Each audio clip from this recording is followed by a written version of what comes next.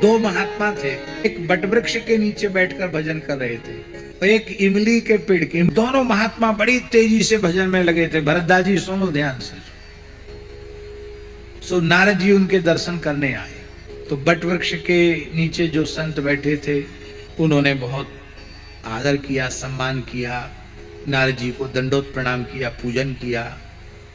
कहा नारद जी आपका दर्शन भगवान का ही दर्शन है, पर हम जिसके लिए घर द्वार छोड़ के यहाँ आए हैं, बरसों व्यतीत हो गए भजन करते करते, भगवान की झलक नहीं मिली।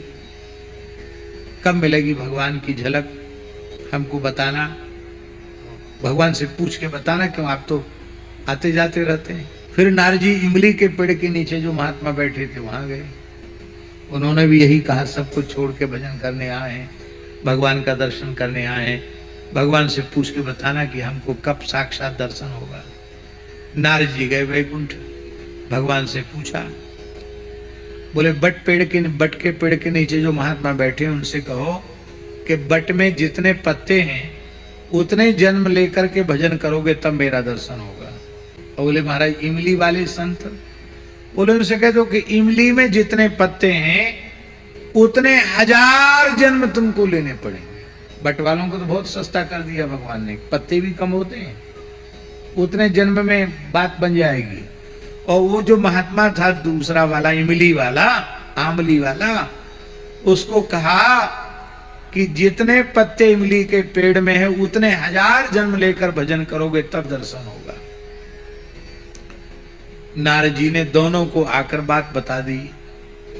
बट वाले ने अपना दंड कमंडल उठाया, बोले जय श्री राम, धरे रहो, हमें नहीं करना दर्शन, जाओ।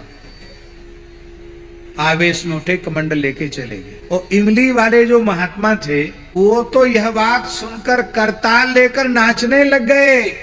अरे बोले भगवान यदि ये कह देते कि धरती पर जितनी इमली हैं उनमें जितने पत्ते हैं उतने 1000 लाख जन्म के बाद दर्शन होगा तो भी मुझे बहुत आनंद होता। हम तो इस लायक भी नहीं है। भगवान कितने करुणामय हैं। इमली के पत्ते क्या है करने का जो सौभाग्य मिलेगा। नाचने लगे। महाराज जी नारद जी तो ऊपर उड़ के जा नहीं पाए थे, तब तक भगवान नारायण प्रकट हो गए। गुरु भक्त वत्सल भगवान की जय।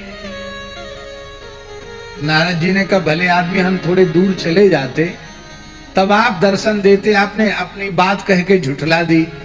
तब भगवान ने कहा इनके धैर्य पर मैं बिक गया।